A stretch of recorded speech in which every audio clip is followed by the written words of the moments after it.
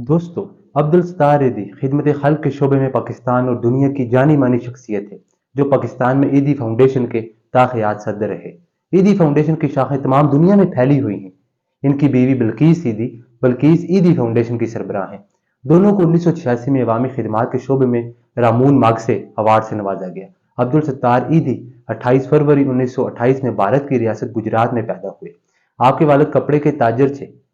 वो पैदाइशी लीडर थे और शुरू से ही अपने दोस्तों के छोटे काम और खेल तमाशे करने पर हौसला अफजाई करते थे। जब उनकी माँ उनको स्कूल जाते वक्त 2 पैसे देती थी, तो उसमें से 1 पैसा खर्च करते थे और 1 पैसा किसी और जरूरतमंद की जरूरत पूरी करने के लिए लग जाते थे।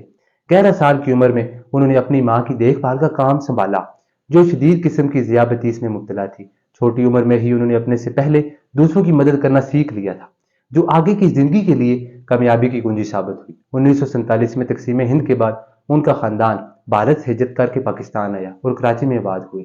1951 में आपने अपनी जमा पूंजी से एक छोटी सी दुकान खरीदी और उस दुकान में आपने एक डॉक्टर की मदद से छोटी सी डिस्पेंसरी खोली, जिन्होंने उनको तिबी अमदाद की बुनियादी बातें सिखाई। इसके अलावा आपने यहाँ अपने दोस्तों को तदरीस की तरफ भी राग़िब किया। आपने सादा तर्ज जिंदगी अपनाया और डिस्पेंसरी के सामने बेंच पर ही सो लेते, ताकि बर वक्त जरूरत फौरी तौर पर मदद को पहुंच सके।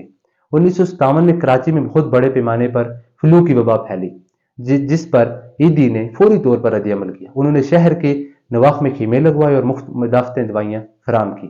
मुखय्यर हज़रात ने इनकी दिल खोल कर मदद की और इनके कामों को देखते हुए बाकी पाकिस्तान ने भी अमदादी रकम से उन्होंने वो पूरी इमारत खरीद ली जहाँ डिस्पेंसरी थी, और वहाँ एक जजगी के लिए सेंटर और नर्सों की तरबियत के लिए स्कूल खोल लिया। और यही ईदी फाउंडेशन का आगाज था। आने वाले सालों में ईदी फाउंडेशन पाकिस्तान के बाकी इलाकों तक भी फैलने लगी। फ्लू की वबा के बाद एक कारोबारी शख्सियत ने ईदी को काफी बड़ी रकम की इमदाद दी, जिससे उन्होंने एक एम्बुलेंस खरीदी, जिसको वो खुद चलाते थे। आज ईदी फाउंडेशन के पास 600 से ज्यादा एम्बुलेंसेज हैं, जो मुल्क के तूलो अर्ज में फैली हुई हैं। कराची और अंदरूनी सिंध में अमदाद के लिए वो खुद रवाना होते, और ईदी फाउंडेशन के हादसात पर रद्द-ए-अमल में रफ्तार और खिदमत म्यूनसिपल की खिदमत से कहीं ज्यादा तेज और बेहतर है। अस्पताल और एम्बुलेंस खिदमात के अलावा ईदी फाउंडेशन ने क्लिनिक, जचगी घर, पागल खाने, मजदूरों के लिए घर, ब्लड बैंक, यतीम खाने, लावारिस बच्चों को गोद लेने के मराकज बनाए और स्कूल खोले। इसके अलावा ये फाउंडेशन नर्सिंग और घर दारी के कोर्स भी करवाती है। ईदी मराकज की एक खसूसियत यह भी है कि हर ईदी मरकज के बाहर बच्चा गाड़ी का अहतमाम है, ताकि जो औरत बच्चे की देखभाल नहीं कर सकती अपने बच्चे को यहाँ छोड़कर जा सके। इस बच्चे को ईदी फाउंडेशन अपने यतीम खाने में पनाह देती है और इसको मुफ्त तालीम दी जाती है।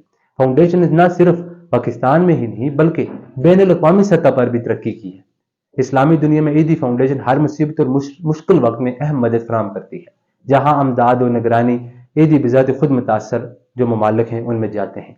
पाकिस्तान के अलावा फाउंडेशन जिन ममालिक में काम कर रही है उनमें से चंद नाम अफगानिस्तान, इराक, बसीनिया, सूडान, इथोपिया और कुदरती आफात जैसे जो बड़े जलजले आते हैं उनसे मुतासर जो मुल्क हैं वहां जाते हैं। 16 अगस्त 2006 को बल्कीस ईदी और कुबरा ईदी की जानब से ईदी इंटरनेशनल एम्बुलेंस फाउंडेशन के क्याम का ऐलान किया गया, जिसके तहत दुनिया के अमीर या गरीब कोई भी मुल्क हो, अमेरिका, बरतानिया, इसराइल, शाम, बांग्लादेश हो, ये एम्बुलेंसेज बतौर अतिया दी जा रही है। और इन्हीं हिदायत की गई है कि वो इन एम्बुलेंस को 5 साल तक इस्तेमाल करने के बाद फरोख्त करके इसकी रकम खैराती कामों में इस्तेमाल करेंगे। बेगम बल्कीस ईदी और कुबरा ईदी ने इस मौके पर कहा, वो दुनिया का अमीर या गरीब मुल्क हो, वहां मरीज मरीज होता है। एम्बुलेंस का मकसद इंसानों की जान बचाना होता है, और हमें इस बात की खुशी होगी कि ये ईदी एम्बुलेंसेज जो हैं उनकी जो फाउंडेशन की है दुनिया भर में इंसानों की जानें बचाए, हुआ वो लंदन, न्यूयॉर्क, टोक्यो, तेल अवीव, बैरूत या दमिश्क। उन्होंने कहा, इंसानियत की बैन अवी खिदमात के हवाले से हमारा एक कदम और आगे बढ़ रहा है। आज पाकिस्तान के अलावा इस्लामी दुनिया में भी ईदी ने एक गैर खुद गर्ज और मुख्तरम शख्स के तौर पर शोहरत पाई है। शोहरत और इज्जत के बावजूद उन्होंने अपनी सादा जिंदगी को तर्क नहीं किया। वो सादा रवायती पाकिस्तानी लिबास पहनते थे, जो सिर्फ एक पा दो उनकी मलकियत है। इसके अलावा उनकी मलकियत खुले जूतों का एक जोड़ा है, जिसको वो साबिका 20 साल से इस्तेमाल कर रहे हैं।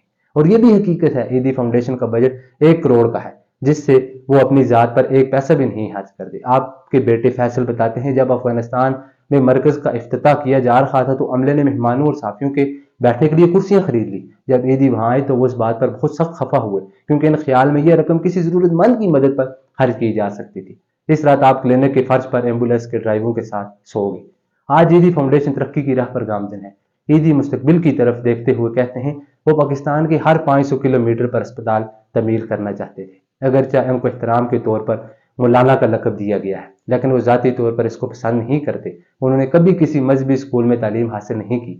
وہ اپنے آپ کو ڈاکٹر کہلوانا پسند کرتے ہیں کیونکہ انسانیت کی خدمت پر پاکستان میں انسٹیٹیوٹ آف بزنس ایڈمنسٹریشن سے ڈاکٹر کی اعزازی سند دی گئی ہے۔ وہ اس بات کو بھی سخت ناپسند کرتے ہیں جب لوگ ان کی یا ان کے کاموں کی تعریف کرتے ہیں۔ وہ حکومت یا سابقہ مذہبی جماعتوں سے امداد بھی نہیں لیتے کیونکہ وہ سمجھتے ہیں کہ ان کی امداد مشروط ہوتی ہے۔ ضیاء الحق اور اطالوی حکومت کی امداد انہوں نے اسی خیال سے واپس کر دی تھی۔ 1996 میں ان کی خردنوش سوانح حیات شائع ہوئی۔ 1997 گنیز بک آف ریکارڈ کے مطابق ایدی فاؤنڈیشن کی ایمبولینس سروس دنیا کی سب سے بڑی فلائی ایمبولینس سروس ہے۔ ایدی بذات خود بغیر چھٹی کے طویل ترین عرصے تک کام کرنے کے عالمی ریکارڈ کے جو حاصل کیا ہے اس میں ان کا نام ہے، اور ریکارڈ بننے کے بعد بھی ابھی تک انہوں نے چھٹی نہیں لی تھی کہ فوت ہو گئی۔ دوستو انہیں قریباً 18 بین الاقوامی اور قومی اعزازات سے نوازا گیا جس میں نشان امتیاز بھی ہیں۔ دوستو یہ فرشتہ صرف انسان بھی ہم میں نہ رہا۔ 8 جولائی 2016 کو عبدالستار ایدی کو شام 5 بجے نفسہ پر رکھا گیا اور رات 11 بجے وہ گردوں کا کام چھوڑ جانے کے باعث 88 سال کی عمر میں انتقال کر گئے۔ انہوں نے وفات سے قبل یہ وصیت کی تھی کہ ان کی دونوں آنکھیں ضرورت مندوں کو عطیہ کر دی جائے۔ دوستو ایسے انسان کے بارے میں بس یہی کہا جا سکتا ہے، ہزاروں سال نرگس اپنی بے نوری پہ روتی ہے، بڑی مشکل سے ہوتا ہے چمن میں دیدہ ور پیدا۔ تھینک یو، جزاک اللہ۔